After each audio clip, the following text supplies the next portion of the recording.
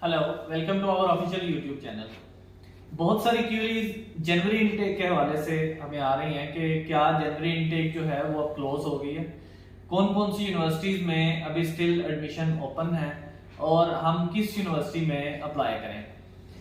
जी, उसको हम लोग इस तरह से एलेबरेट करते हैं कि ऑलमोस्ट 90% यूनिवर्सिटीज ने अपने जनवरी इनटेक जो सेशन था उसको क्लोज कर दिया, क्योंकि आपको इसके हवाले से मैं पहले भी बताता रहा हूं कि जब भी आपने किसी इनटेक के लिए अपनी एप्लीकेशन भेजनी होती है तो मिनिमम आपको 2 to 3 मंथ्स पहले अपना प्रोसीजर स्टार्ट करना पड़ता है। यानी प्रोसीजर स्टार्ट करने में आपने अपने डॉक्यूमेंट्स और उसके साथ अप्लाई करना है, फिर उनकी तरफ से ऑफर आता है, फिर आपने कंडीशंस मीट करनी है और उस कंडीशंस के बाद आपने डिपॉजिट पे करना है, फिर आपने बैंक स्टेटमेंट्स मैनेज करनी है, कैश लेटर के लिए अप्लाई करना है और देन आपका वीजा प्रोसेस होता है। और आपका वीजा जो है वो आपने क्लास स्टार्ट से पहले पहले सिक्योर करना है, वहां पे पहुंचना है। अब इसमें दो तरह की ऑप्शंस होती हैं, एक चूंकि लास्ट अराइवल डेट भी यूनिवर्सिटी रख देती है।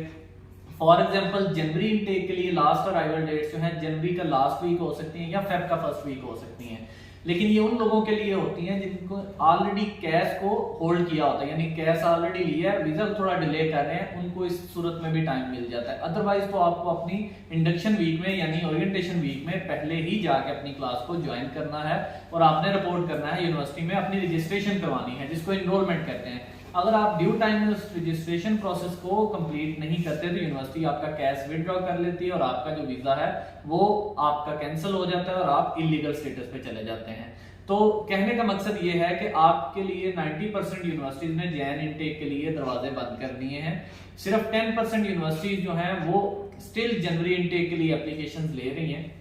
लेकिन उसमें भी कंडीशन साथ ये है कि आपके पास बैंक स्टेटमेंट रेडी हो, टीपी सर्टिफिकेट के लिए आपने अप्लाई कर दिया हो या आपके पास मौजूद हो,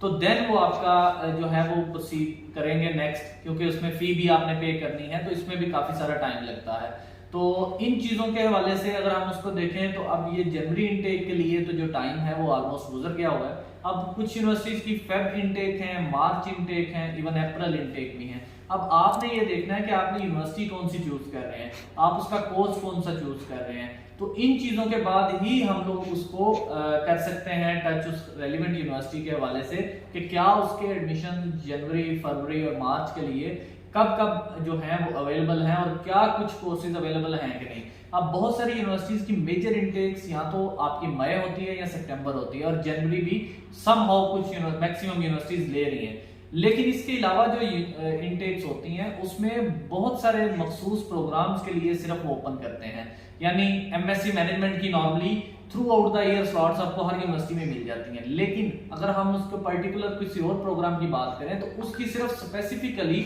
या तो मई इनटेक होगी, सितंबर इनटेक होगी या जैन इनटेक होगी। तो कहने का बताने का मकसद ये है कि जरूरी नहीं है कि आप अगर किसी यूनिवर्सिटी की जनवरी इनटेक क्लोज हो गई है तो उसकी मार्च इनटेक में आपको वो कोर्स मिल जाए जो आप जनवरी में उसका ऑफर लेटर होल्ड कर रहे थे।